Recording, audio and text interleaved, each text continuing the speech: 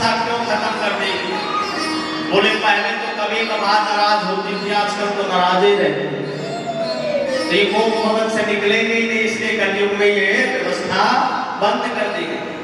सती जी ने कोई बात नहीं की, पहुंचे, उन्होंने कहा क्या बात है बताइए। कोई बात नहीं हुई। उन्होंने बताया नारद जी ने ऐसे ऐसी बात कही। इन्होंने कहा जब भी आपका शरीर शांत हो जाता है मैं आपके मुंडों की माला भिगो लेता हूँ, अपने गले में पहन लेता हूँ। बोले तब तो और काफी कपटी हो, तुम्हारा शरीर भी काला, तुम्हारा दिमाग भी, दिल भी काला, मन भी काला। बोले क्यों? बोले हम तुमने और ऐसा कौन सा चमनप्राश पी के आए हो कि तुम मरते नहीं? इन्होंने कहा भैया मैं पतंजलि का चमनप्राश खा के आया हूं।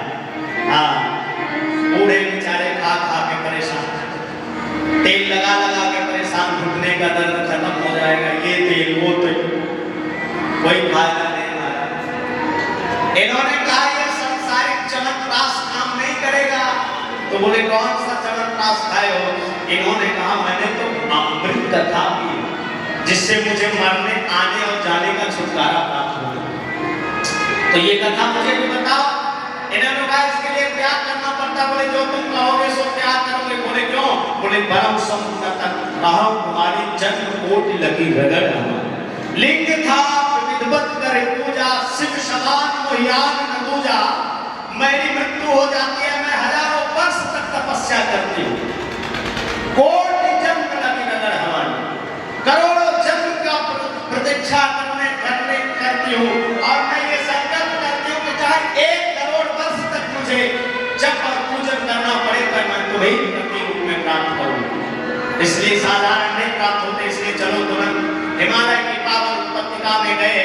महाराज जहाँ पर 10 फीट बर्फ जमी हुई है वहां गए। हम लोग जाते ना अमरनाथ की गुफा में बैठ के शंकर जी ने डमरू बजाया, कोई आसपास नहीं हुआ, कथा चालू हुई। कई बार सुना है आपको, 7 दिन बीते, जैसे 6 दिन 5 दिन हुआ, चौथे दिन महाराज दशम स्कंद की कथा चल रही थी।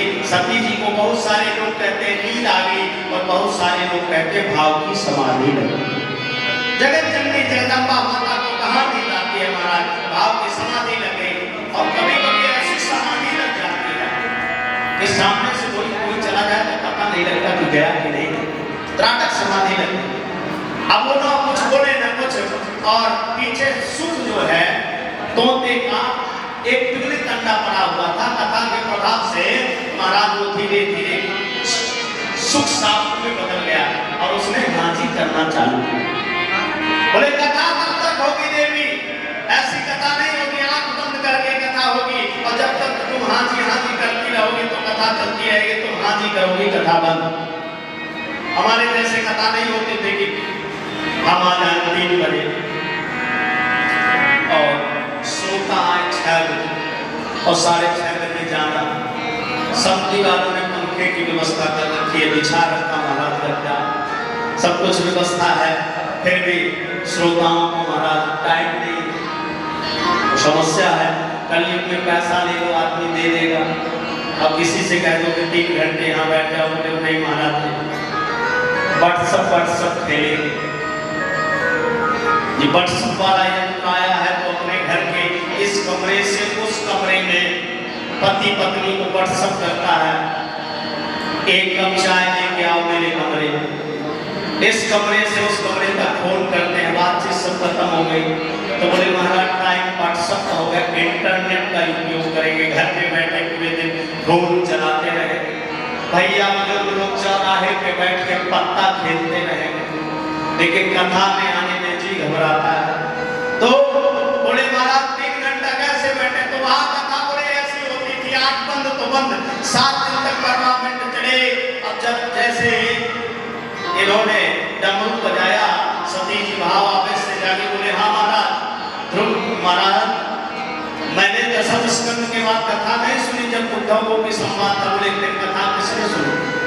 इतने में तोते का पक्षी उड़ा, शंकर जी दौड़े, बोले अनाधिकारी श्रोता कथा श्रवण कर लिया है गलती से, इसका दुरुपयोग न करे, इसलिए दौड़े और व्यास की गुफा में बिटका देवी की पत्नी थी, उन्होंने मुंह को खोला और वो पक्षी उनके गर्भ में चला। ये गए भोले बाबा हाथ जोड़ के व्यास जी ने प्रार्थना की, जब उसने अमर कथा सुन ली है तो आप उसको कैसे मार सकते हो? आप भोले के भोले ही रह गए, शंकर के गुना चले आए महाराज। आगे की कथा सुन रहा हूँ। कालांतर में 12 वर्ष के बाद इनके यहाँ वेद वेदांत की आवाज आती है। व्यास जी ने हाथ जोड़ के कहा, जी को तुम बाहर आ जाओ।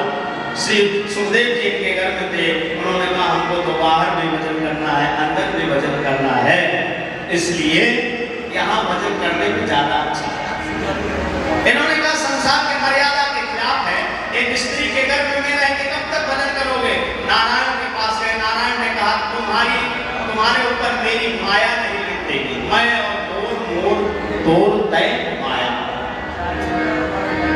व्यक्ति का जब जन्म हुआ और जन्म होने के बाद सारे रिश्ते लागू हो जाते हैं, बेटी बेटा बुआ फूफा मामा मामी दादा दादी, और जन्म के पहले कोई कुछ नहीं। भूमि परत भागावर मानी, जैसे ही महाराज को संसार में गिरता कहाँ बोले रो अन्ना रो तो महाराज, बच्चा अगर होने के बाद ना रोए तो माता पिता रोने लगते हैं। क्यों? अरे बोले रो नहीं रहा, कुछ गड़बड़ है। आजकल तो महाराज सिस्टर 2-4 थप्पड़ मार के रुला देती है। रोना चाहिए बालक जब जन्म हो। बोले क्यों? बोले जब सुबह से रोना पड़ेगा तभी तो संसार में रोता फिरेगा। शुरू में जब जन्म हुआ तब रोया, और तब से आज तक रोता ही है महाराज, रोता ही जा रहा है। कबीरदास जी कहते हैं ना, ऐसी करनी कर चलो जग हंसे जग रोए हम हंसे। तो महाराज होता क्या है कि जन्म हुआ और जन्म के बाद सुखदेव जी महाराज सीधे चल दिए वन की ओर। बड़ा आश्चर्य हुआ। अरे जन्म के बाद तो बाजा गाजा बजता है महाराज, ढोल धमाके बजाए जाते हैं, लोग माल आता है, बधाइयाँ आती है, माताएं बहनें फुल नाचती हैं। और ये कैसा कुछ हुआ कि जन्म में पहले संन्यास दौड़े उसके बोले, अरे बेटा एक बात तो सुनो, 1-2 दिन तो रुक जाओ, 4-6 दिन तो रुक जाओ। उन्होंने कहा नहीं भैया, रुकने का काम मेरा नहीं है, मैं तो चलता, मैं तो रमता जोगी हूँ महाराज। जोगी को एक जगह रहना नहीं चाहिए, रहेंगे रिश्ते में फंसाओगे, इसलिए आगे गए। पुत्रों ने महाराज वृक्षों की तरफ से आए, आवाज आई, जब यम प्रभजन तन मम पे तन दई पाए हो विराज नाथ बाबा पुत्रे तन मैं परवो विने जो हम सर्वभूत हृदय मुनिमान। अन्य शास्त्रों में ऐसा वर्णन है कि एक साधक में एक सरोवर में स्त्रियां स्नान कर रही थी। जब महाराज सुखदेव जी गए तो स्त्रियों ने कोई हलचल नहीं की, और जब ये बूढ़े बाबा उनके पिता गए तो स्त्रियों ने अपने वस्त्रों को ठीक करने लगी। उन्होंने पूछा, देवियों अभी मेरा नवयुवक बालक यहाँ से निकल के गया, तुमको शर्म नहीं आई? अब मुझ बुढ़े को देख के तुम्हें शर्म आई?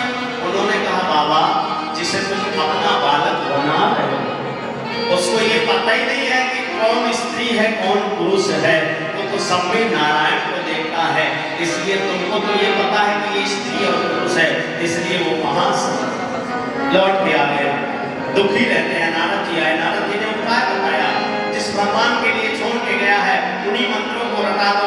2 शिष्यों को बुलाया और 2 शिष्यों को बुला के कुछ मंत्रों को रटाया, और मंत्र उन्होंने एक मंत्र बोला, सुंदरता का भगवान का वर्णन किया। उन्होंने कहा कोई जरूरी नहीं कि सुंदर होगा तो उसका स्वभाव सुंदर होगा। अच्छा, व्यक्ति का पढ़ा लिखा योग्यता कब समझ में आती है पता है आपको? जब वो किसी से बात करता है। जब तक सुंदर बैठा रहे तो लोग कहते हैं बड़ा सुंदर है, और जब उसके मुंह की पिटारी खुली तो समझ में आ जाता है कि इसकी उठन बैठन कहाँ होगी। तो इसलिए उन्होंने महाराज कहा कि सुंदरता की कोई बात नहीं है, इसमें गुण होना चाहिए। तो उन्होंने दूसरा श्लोक पढ़ा, अहो बकीयम स्तन काल कूटम जिघान सया पाये रात लेभे तिंडा ततोन्यम कंबा दयालु शरणं प्रदे। अरे देखो, जिस पूतना ने अपने स्तन पे विष लगा के आई, उसको इन्होंने यशोदा की गति की, इनसे और करना वर्णालय कौन हो सकता है? रीझ गए, हाथ जोड़ के गए, इनको पिता के पास लेके गए। पिताजी ने खूब प्रकार से परीक्षा ली। उसके बाद महाराज के समस्त भागवत का ज्ञान श्री सुखदेव जी को समर्पित। बोले सुखदेव जी महाराज की कालांतर में थोड़ी सी महाभारत की चर्चा की। क्यों? सुखदेव जी का जन्म हो चुका है, परीक्षित का जन्म करना है, इसलिए कहते हैं कि महाराज दुर्योधन की विशाल काया शरीर और भीम की विशाल गदा ने दुर्योधन के जंघों को भेदन कर दिया और जंगे को जैसा भेदन किया महाराज। आज महाभारत हो रहा इसी कुरुक्षेत्र में, हरियाणा में कुरुक्षेत्र में महाराज कई हजार स्वामी सेना, इधर से भगवान नारायण की सेना खड़ी है, इधर से सारे कौरव खड़े हैं, इधर से सारे पांडव खड़े हुए और महाराज सुंदर जो है सामने एक दूसरे से बात कर रहे हैं। और जैसे ही यदा वृद्धि गौरव संजया वीरेषु को वीर गतेषु विघोररागत विदाभिवर्षणा भगनो रुदन्नो धृतराष्ट्रपुत्रो भगनो रुदन्नो धृतराष्ट्रपुत्रो। महाराज धृतराष्ट्र का पुत्र जो है दुर्योधन का को भेदन कर दिया गया और वो एक समय अपने मृत्यु को याद करना। कई बार आपने सुना है किसी का परम मित्र अश्वत्थामा इसके पास गया। अश्वत्थामा ने कहा कि मित्र, मैंने तुम्हारा वो वैभव देखा है, वो मैंने तुम्हारा समय देखा है, तुम सम्राट हुआ करते थे, जिसके अध्यक्षता में द्रोणाचार्य कृपाचार्य, महाराज द्रोणाचार्य कृपाचार्य, गंगा पुत्र भीष्म पितामह और सूर्य को भी पराजित करने वाला जैसा तुम्हारा कर्ण जैसा मित्र, और ऐसे लोगों के सामने तुम्हारी ये भयंकर दशा, मैं क्या करूं? बोले एक बात बताऊं? बोले हाँ। बोले जितने भी युद्ध किया खड़े तुम्हारे साथ रहे, लेकिन पक्ष के पांडव में थे। क्या गंगा को तुम भीष्म पितामह चाहते तो तुम्हारी विजय हो सकती थी? उनको तो इच्छा मृत्यु का वरदान था। अरे और छोड़ो, मेरे पिताजी तुम्हारे गुरुदेव भी नहीं चाहते थे, उनको क्या अपने शास्त्र जानने की जरूरत थी?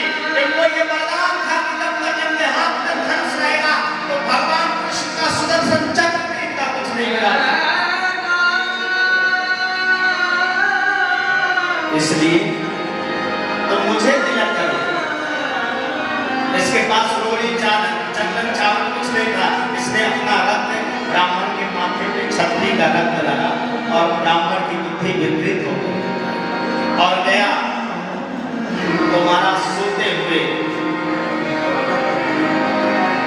पांचाली के पांचों पुत्र को सर काट दिया। भगवान ने कहा आज युद्ध की पहली विजय, चलो सब लोग आगे चलेंगे।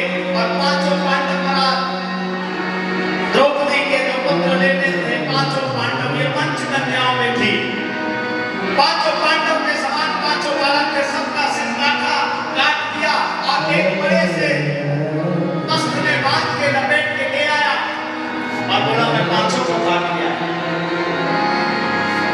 इन्होंने कहा इतनी सरलता से, अरे जिस युद्ध को जीतने के लिए बड़े बड़े महापुरुष ने जीतना है तो कैसे लिया है? एक से इसने देखा तो ये पांडव पुत्र है, पांडव। और दुर्योधन को ये वरदान माना या श्राप कि जब तुम ज्यादा दुखी हो और ज्यादा सुखी होगे तब तुम्हारी मृत्यु होगी।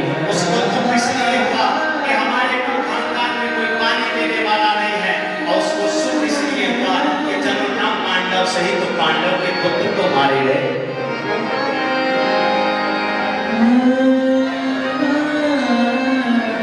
उसकी मृत्यु हुई। भगवान ने सबको लेके मारा गए। ये बात पता लगी अश्वत्थामा को अर्जुन ने पकड़ के जगड़ के सबके सामने बांधा। अर्जुन के ने इसके मणि को निकाल लिया, इसके केश को काट दिया। बोले अपमान मृत्यु से बड़ा होता है।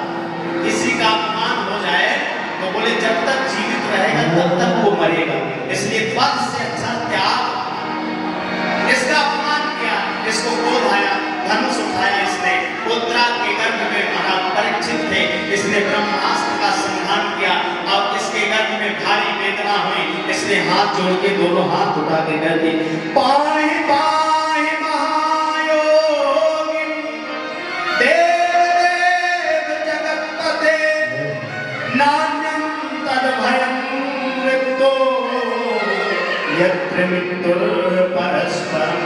हे मेरी रक्षा करो, हे गोपाल मेरी रक्षा करो। मैं ये गर्भ में पांडवों की आखिरी निशानी है, ये अगर मर गई तो लोग तुम पे विश्वास नहीं करेंगे, कहेंगे जिसके साथ हमेशा भगवान कृष्ण रहा उसको भी नहीं। मैं अपनी नहीं तुम्हारी बदनामी होगी, इसलिए तो गोविंद ने रक्षा की, भगवान ने रक्षा की। आप सब लोगों को कई बार कुंती माता का समय आया, वरदान मांगे, क्या मांगना चाहते हो? इन्होंने कहा देना है तो मुझे जीवन भर कष्ट दे। उन्होंने कहा मैं कष्ट नहीं देता क्योंकि मेरे पास कष्ट जैसी कोई वस्तु है ही नहीं, मेरा नाम आनंद है। जो आनंद सिंधु सुख राशि शीतते त्रैलोक सुखासी। समोसे के दुकान पे जाके अगर हम टैबलेट मांगेंगे तो मिलेगी नहीं, इसलिए भगवान ने कहा मेरे खजाने में केवल सुख है, दुख तो है ही। सुख के माले सिर पड़े, जो नाम हृदय से बलिहारी बदोगी, जो पल पल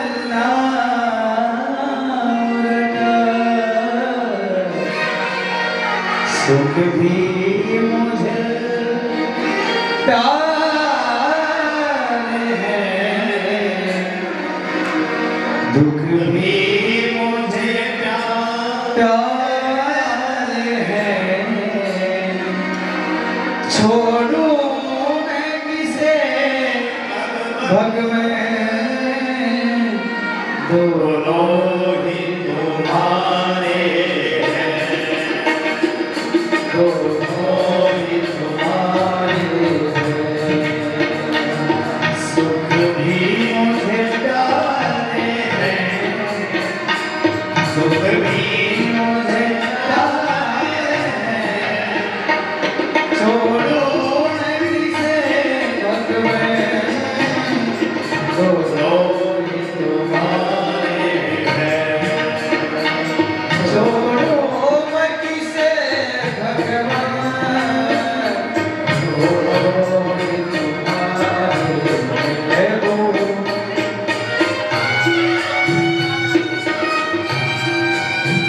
तालियों की सेवा करते हैं। हरि बोल। कोई बात नहीं कि हरि लाल की। कुंती माता कहती है, ध्यान से सुनिए, कुंती माता कहती है कि हे गोविंद, ये संसार तुमने बनाया तो सुख भी तुमने बनाया और दुख भी तुमने ही बनाया। बड़े भाव से जाओ।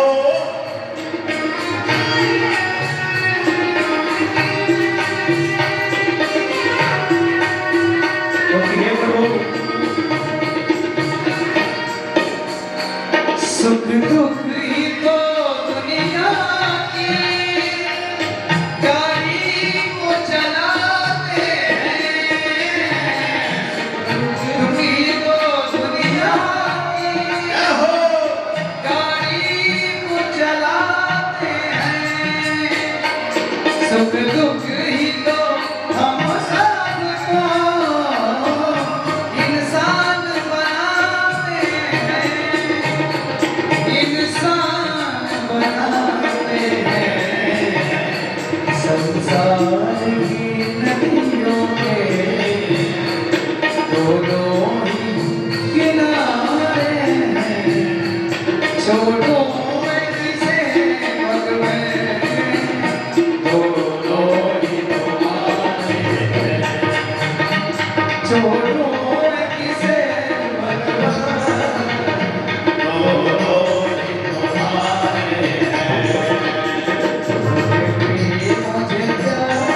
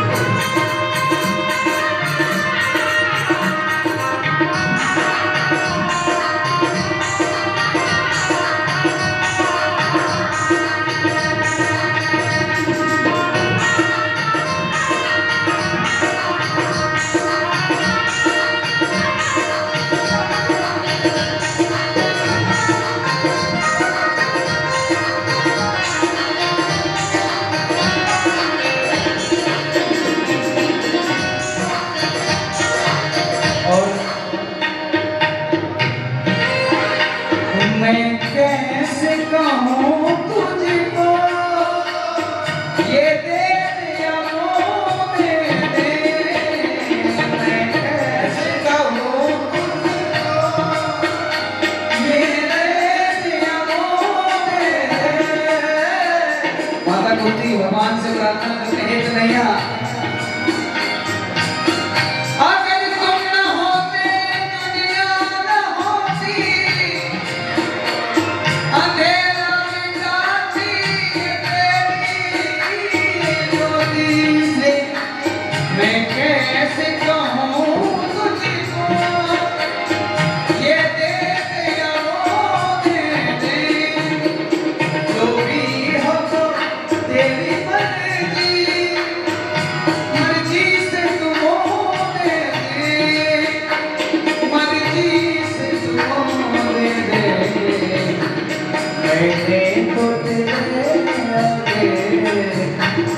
ये हाथ पसारे हैं, मैंने तो तेरे आगे ये हाथ पसारे हैं।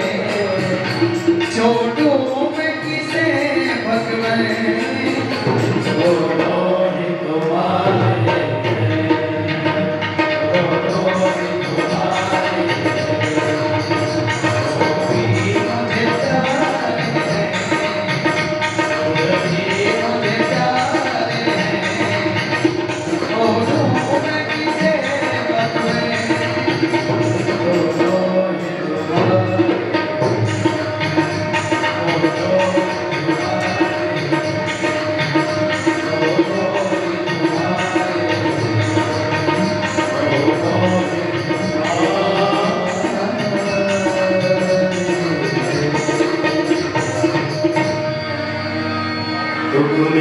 सुमिरन सब करे सुख में करे न कोई, जो सुख में सुमिरन करे तो दुख काहे को।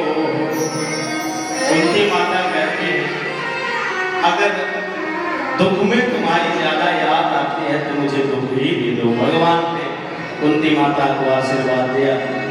आगे भगवान ने परीक्षित का जन्म हुआ, राजरक्षिस्वा परीक्षित को आशीर्वाद देके भगवान गए द्वारिका, अर्जुन छोड़ने गए।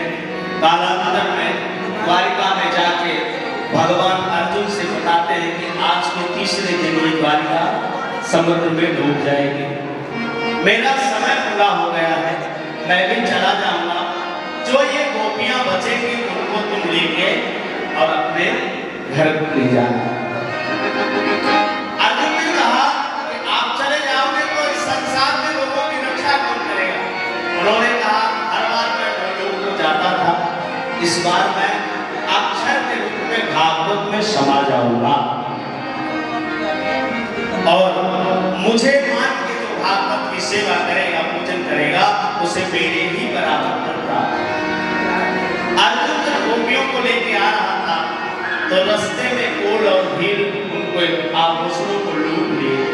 अर्जुन ने गाड़ी उठाया, गाड़ी चला नहीं और समझ गया इस गाड़ी चलाने की जो ताकत थी वो कन्हैया की थी, मैं तो खाली इसको लिए खड़ा था। तो हमारी औलाद के अंदर जो ताकत है वो नारायण की है, ये शरीर बस हमको मिला है और नारायण जब तक चाहेगा तभी तक हमारा ये शरीर चलेगा। आप सबके सामने कई प्रमाण है ऐसे, जितना भगवान ने सांस दी उतनी सांस रहेगी। इसलिए कभी अपने आप पे, अपने शरीर पे, अपने धन पे, अपने घर पे, अपने परिवार पे अभिमान नहीं करना।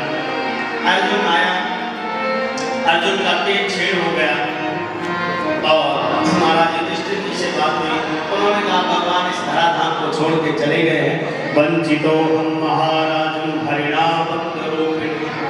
जैसे इन्होंने सुना कुंती ने तुरंत अपने प्राणों को त्याग दिया और 500 पांडव महाराज द्रौपदी त्याग करके स्वर्गारोहण के लिए जाते हैं। परीक्षित को गद्दी पर बैठा के राजा बनाया। स्वर्ग के लिए महाराज गए। हरिद्वार होते हुए सबका धीरे धीरे पतन हो गया। युधिष्ठिर महाराज सशरीर स्वर्ग लोक को गए। आप जब कभी बद्रीनाथ जाएंगे, माणा नाम के आगे स्वर्ग की सीढ़ी बनी हुई है, उधर से भगवान यात्रा किए।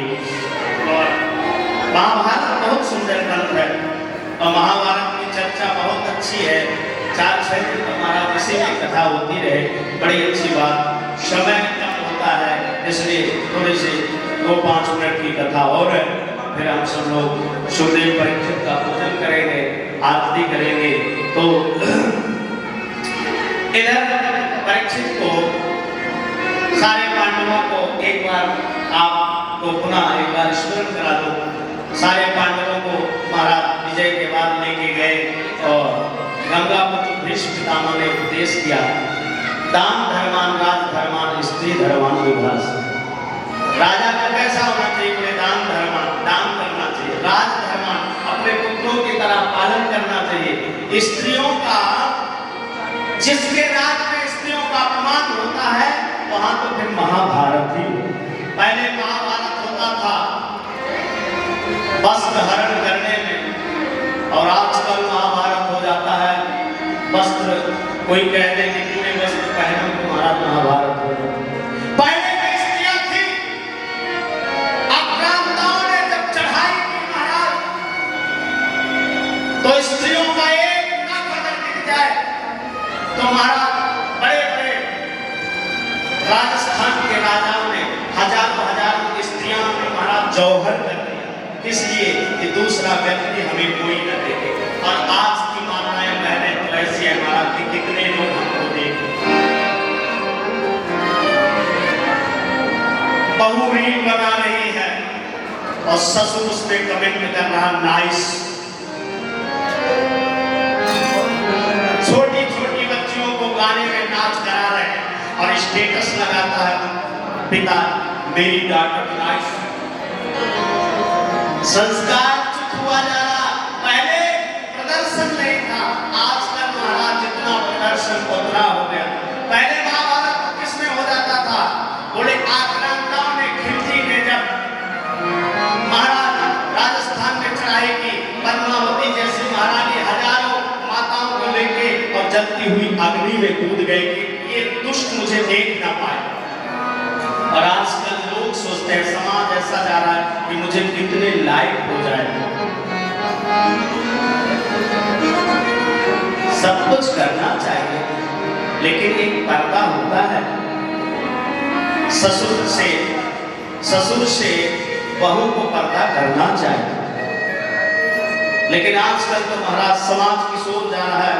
तो ज्यादा आपसे क्या कहूँ, महाभारत युद्ध का विराम हुआ, इन्होंने कहा राजा बने परीक्षित जी महाराज एक दिन रात्रि कालीन में गए, और जब गए तो देखते क्या है कि एक बैल खड़ा था, एक सूत्र जो है बैल को प्रताड़न कर रहा था। कलयुग में दान के 3 पैर है, बड़े ध्यान से सुनिए। तो कहते हैं उसको भी मारा था। परीक्षित आए, परीक्षित ने कहा कौन हो तुम, हमारे युग से निकल जाओ। इन्होंने कहा कि महाराज सत्य, शौच, दया और दान, ये 4 कलयुग में धर्म के पैर हैं। अब ध्यान से सुन लीजिए, सत्य कोई बोलता नहीं है, पवित्रता किसी के अंदर है नहीं, शौच का मतलब पवित्र, और दया भी खत्म होती जा रही है। बस एक चीज है दान, दान व्यक्ति कर देता है। मंदिर में जाएगा 10-20 रुपए चढ़ा देगा, कथा वार्ता होगी तो महाराज आप सब लोगों के दान से जो कथा हो रही, आप सब लोग खड़े होके आए तभी तो इतना बड़ा आयोजन हो रहा है। तो दान किए कल्याण, दान से हो रहा है। कलयुग में काम आप करना महाराज, आपने दोष पर ध्यान दिया, गुरु पे ध्यान दो। बोले क्या? बोले यद फलम नास्ति तपसा न समाधि नहीं मिले तद फलम भवते कलौ केशव कीर्तना। कलयुग में नाम जपने से भगवान प्राप्त हो जाते हैं। इन्होंने कहा जाओ मैं तुमको 4 स्थान देता हूँ। इसने कहा महाराज कौन कौन सा? बोले दूता पानम स्त्री सोने यज्ञ धर्म चतुर्विधा। जहाँ जुआ खेलता हो वहाँ कलयुग का वास हो, जहाँ परिस्थिति गमन होता हो वहाँ कलयुग का वास हो, और जहाँ महाराज मदिरा पिया जाता हो, जहाँ बेईमानी की जाती हो वहाँ तुम्हारा वास हो। इसने कहा महाराज एक आध चीज तो अच्छी दे दो। तो बोले जाओ तुम्हारा सोने में धातु नामस्मिन् कांचना, सोने का मुकुट पहने थे। परीक्षित के मुकुट में कलयुग बैठ गया और महाराज श्रृंगी ऋषि तपस्या कर रहे थे। उन्होंने कहा जल दो। श्रृंगी ऋषि सुने नहीं तो एक मरा हुआ तक्षक परीक्षित ने उनके गले में डाल दिया। अब जब मरा हुआ तक्षक गले में डाल दिया तो इन्हीं का पुत्र समीर महाराज तपस्या कर रहा था। उससे लोगों ने कहा तुम्हारे पिता के गले में परीक्षित ने मरा हुआ सांप डाल दिया। इन्होंने कहा ब्राह्मण युद्ध कर नहीं सकता, देवी हो श्राप ना तुम्हारी हो जाओ परीक्षित, तुम राजा होने का तुझे अभिमान है तो मैं तुझे श्राप देता हूं। आज के 7वें दिन इसी तक्षक के डसने से तुम्हारी मृत्यु हो जाएगी। इत लंघित मर्यादा तक्षका सप्तमो बलि, तुमने मर्यादा का हनन किया है, इसलिए जाओ आज के 7वें दिन तुम्हें तक्षक डसेगा और तुम्हारी मृत्यु हो जाएगी।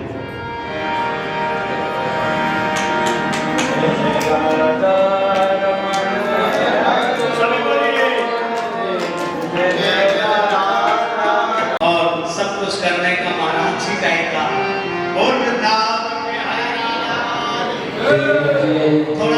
थोड़ा सा जोर और लगाए, प्रसाद की व्यवस्था है, थोड़ा और जोर लगा। वैसे सब लोग ठीक हैं शरीर से, ऐसा लगता नहीं कि आपके यहाँ इसकी कोई कमी है, खूब खाना पीना है, इसलिए थोड़ा सा जोरदारी बोल ये थोड़ा लेट जगते हैं लेकिन जगते हैं। और तुम्हारा सुंदर आप सब परीक्षित को सब का श्राप लगा और जो है श्रृंगी ऋषि ने समीप के महाराज गए, परीक्षित को ये बात बताई। परीक्षित जी ने घर त्यागा और घर त्याग के महाराज कहाँ आए, उन्हें सुखताल मुजफ्फरपुर डिस्ट्रिक्ट में आए और वहाँ सब लोगों ने उनको प्रणाम किया। आइए परीक्षित जी महाराज और सुखदेव जी महाराज यहाँ आगमन हो रहा है।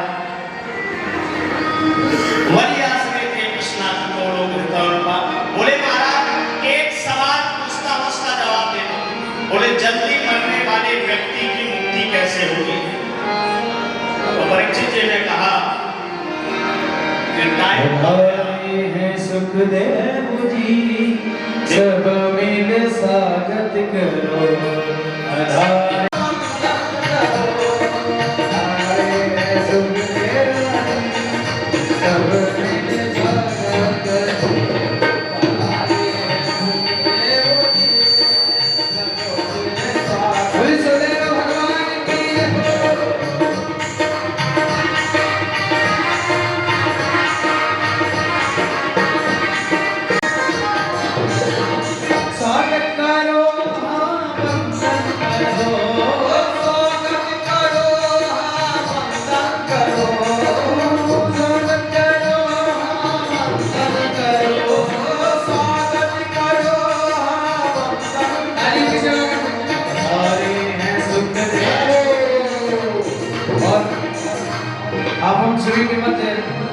सुखदेव भगवान का सुंदर आगमन हुआ है। हमारे मुख्य यजमान सुंदर पूजन कर रहे हैं और बाकी सभी भक्त जो भी पूजन करना चाहते हैं आप लोग पंक्ति पर खाएंगे और सुंदर भगवान सुखदेव भगवान का पूजन करेंगे। यम प्रवचन करो